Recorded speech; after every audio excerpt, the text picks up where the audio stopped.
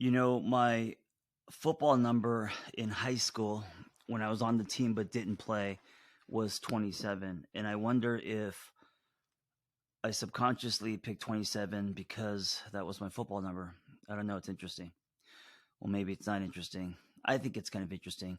I think anything that you realize is happening that you didn't know is interesting because it's information.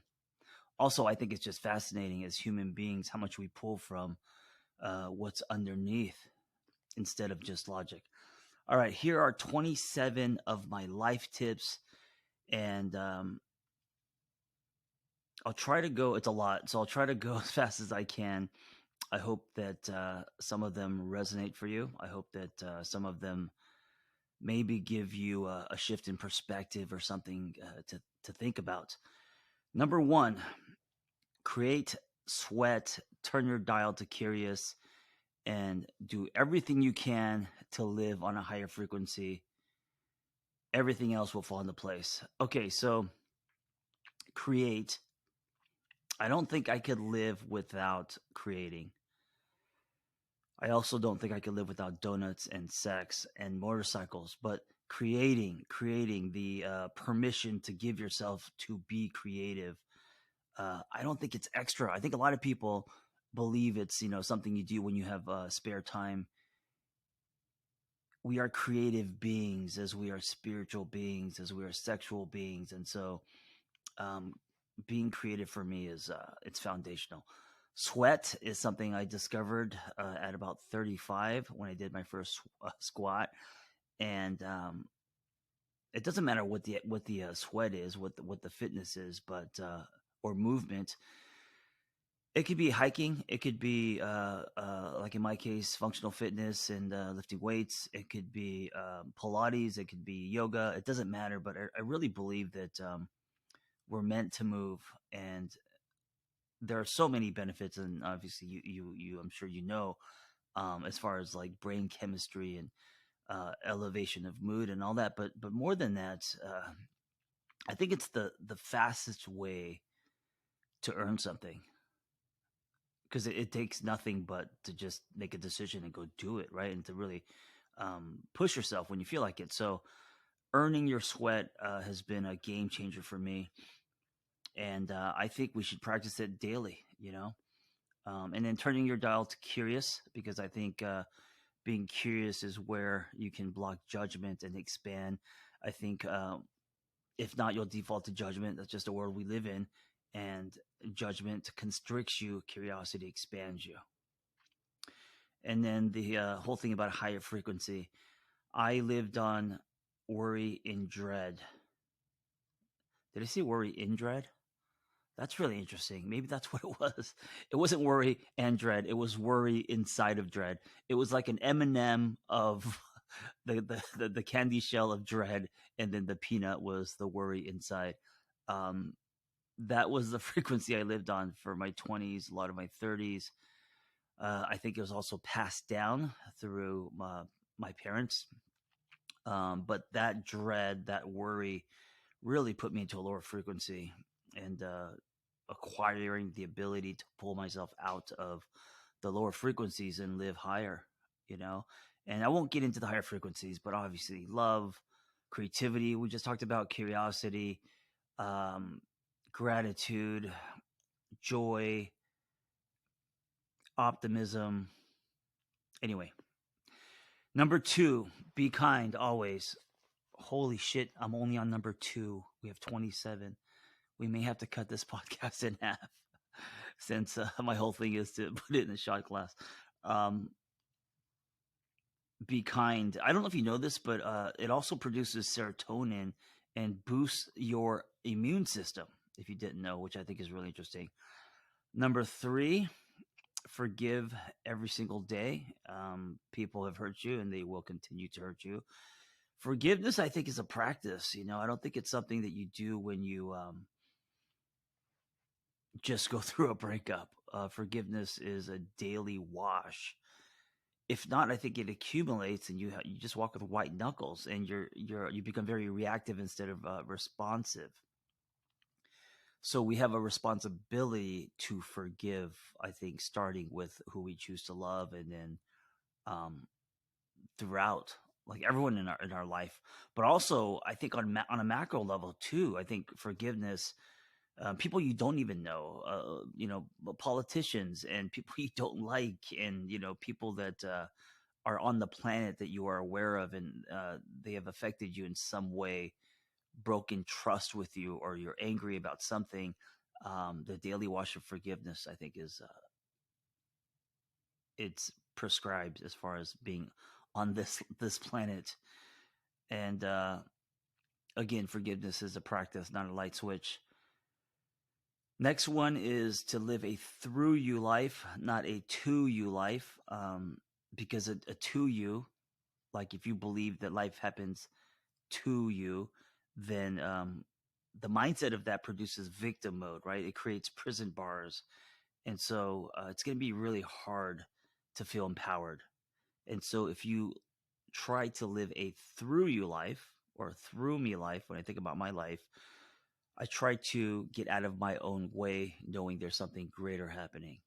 And I know it sounds kind of hokey, but it's a mindset. It's powerful. Like if you don't make it about you, there's so much fearlessness in it, because you believe that you are a conduit, right? You believe that you have a responsibility in this world to get out of your own way and allow your gifts, allow your um, presence, allow your story, allow everything that is greater than you to be a catalyst to other people. And then when you make it about other people, yeah, you become fearless. Your problems become small. So I think it's really powerful. It's something I kind of discovered through my journey, uh, living a through me life instead of a to me life. Is It's life changing. Next one, build the bus while you're driving it. I say this all the time. I'm sure I did many podcasts on this, but simply put, say yes to things if you feel it in your gut. Just go, just do, and then figure it out on the way, not for the results. And this is where it's tricky, because most people think, well, I did, it didn't work, or I failed. It's about the action of you doing that to have a stronger muscle, so you acquire that ability, right? So it's not about if the bus goes, because the bus can stop. Many buses that you build uh, is not going to work. It's going to break down, or it's really not going to catch momentum. But it's the action, it's the pattern, it's the muscle that you're building of driving the bus, building the bus while you're driving it, that will eventually pay off. That will get you to move forward and accomplish things. All right, next one, love as honest as you can until the relationship doesn't feel honest anymore. And by honest as you can, I mean you're doing everything you can until you basically start breaking up with yourself, right? So you got to be honest with yourself and love in an honest way by doing everything you can, meaning working through, all the shit that comes up, and taking ownership and going to therapy, whatever that looks like for you.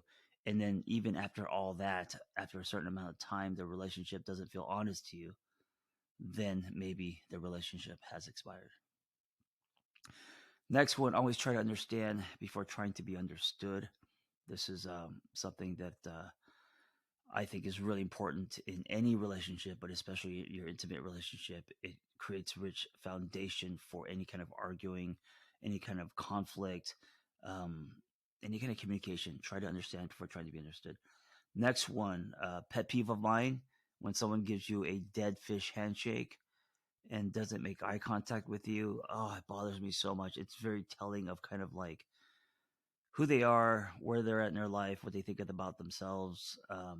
It's also a little kind of disrespectful to the person that they are, saying hi to. So I believe that you should make eye contact and shake a hand firmly and mean it. I think it says a lot about you.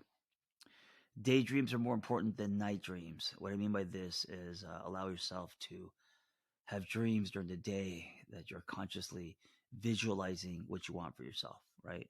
At night, your dreams are not, they're not, they're not really in your power. They're stuff that's happening underneath.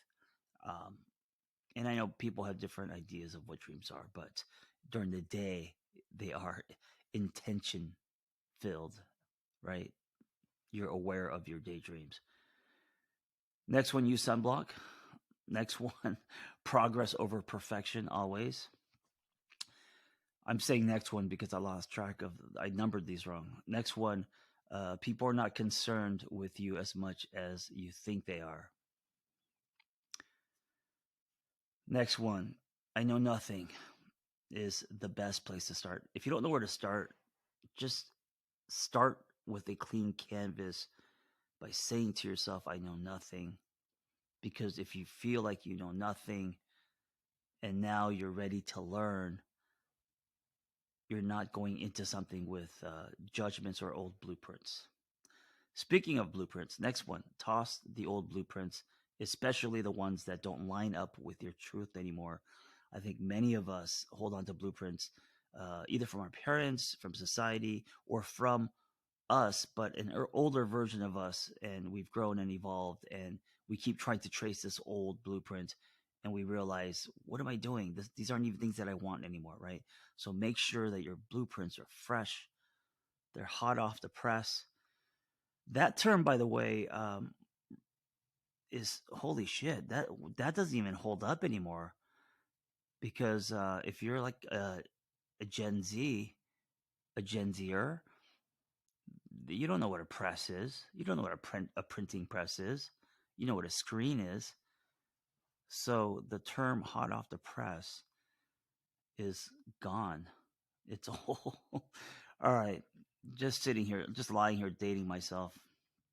I'm lying down, by the way, doing this podcast. That's why. Next one. Don't expect things from people. You will always be let down. I shouldn't say always, but when we have expectations, we create cliffs, and we fall off these cliffs, and then we get angry and resentful. I do it all the time. I do it in my intimate relationship. I do it with friends. I do it with people around me. So not to have expectations. I know it's hard, but just expect less.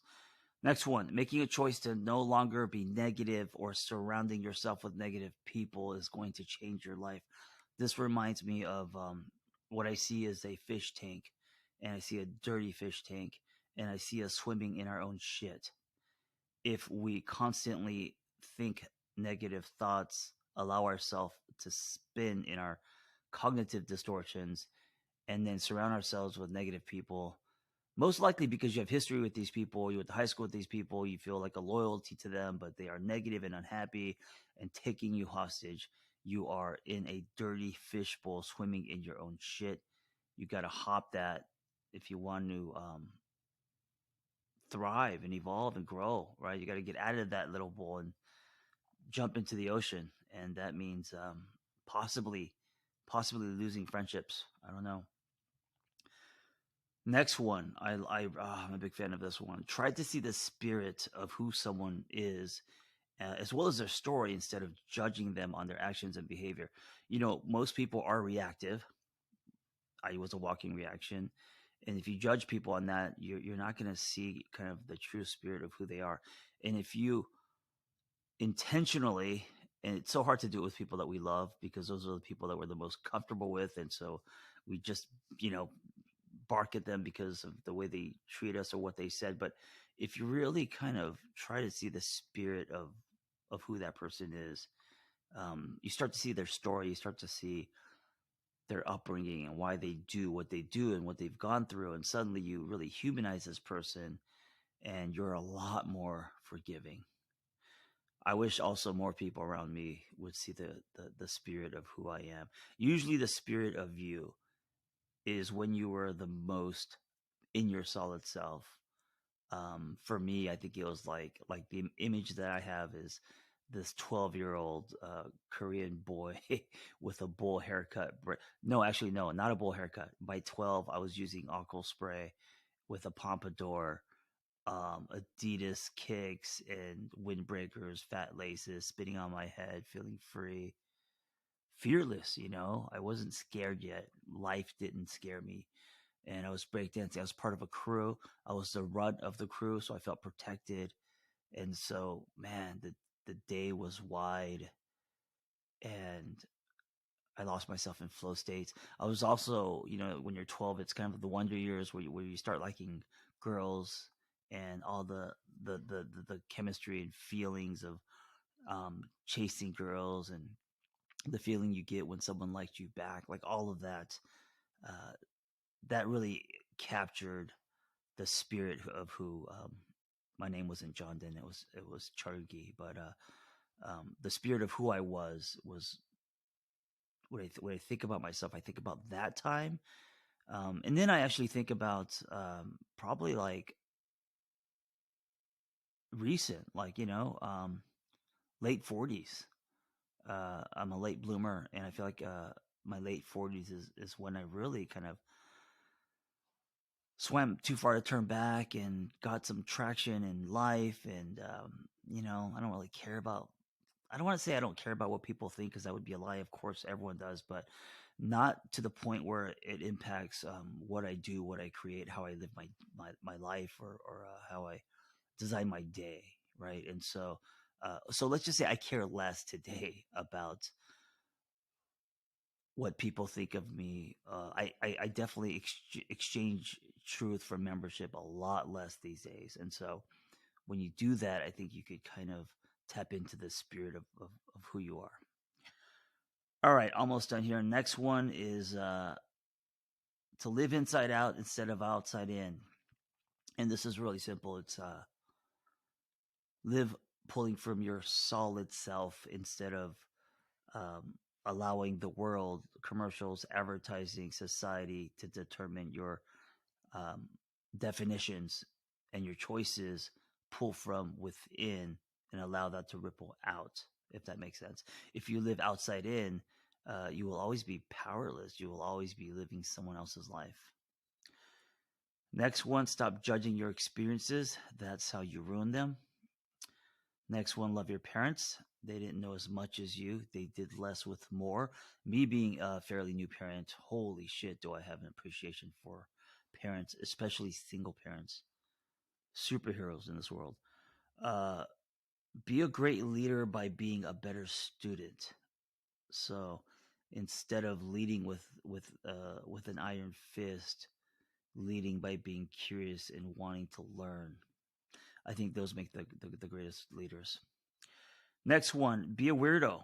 Your uniqueness and potential lives there. So I'm saying to color outside the lines. I'm saying to um, not only color outside the lines, but use the giant box of crayons, you know? And it's okay to be quote unquote weird. The most interesting people are weird. I don't think weird is a bad word. I love the word weird. I see weird next to artist, and mad scientist. And um, anyway, next one, be gentle with yourself. We always need that reminder. You got to start with you. And so if you can't be gentle with you, how do you expect others to if you're treating yourself harshly? That being said, I know it's harder to be gentle with you. Obviously, it's than to be gentle with someone else. So next one, well, we were talked about sweating daily, but I'll just go down to the last one because the one after that is the last one, and it's the tattoo I have on my right arm, and it says "resist nothing." And I got that because I really believe that in our resistance is where the growth soil is so rich. And what I mean by that is when we resist something, I'm not talking about our protection mechanism, right? I'm not saying that us running from uh, something dangerous to resist that. I'm saying our natural resistance. Let's say in relationships, or if there's someone that we don't like, um, usually right behind our resistance is a running as in a reaction or holding up a shield. We have the pattern of not leaning into our resistance because it's uncomfortable, and so I think in that discomfort, whether that resistance is emotional or whatever that is. I think resistance is a giant sandbox for growth if you lean into it and not white knuckle it and just do it for the sake of doing it, whatever you're resisting, but to explore it and ask yourself where that resistance is coming from. Following that thread down will give you a lot of more understanding of self, and that understanding, I think, is a huge piece of then evolving and growing. I mean, knowing and learning about yourself is an ongoing process, until we die. Thank you for listening. Those are my 27 life lessons. I mean, I have a lot more, but a few that come to my mind that I really try to live by and that have really helped me. Before we go, just a little housekeeping. I recently launched private communities for people to get off of social media and jump into a community where we can rebuild ourselves through each other. They kind of hang on the topics of my books. So I have a men's group in there, Miserable Fucks. I have a relationship community called It's Not Me, It's You. And the biggest community is the Single on Purpose community. And you don't have to be single to be a part of that community, but lots of single people trying to connect to themselves first while they also look for someone they want to invest in. So just go to my Instagram at the Angry Therapist and click my bio link, and you can jump into my communities. And we do live groups, and it's super active in there. I will see you inside. Thank you for listening. Be well.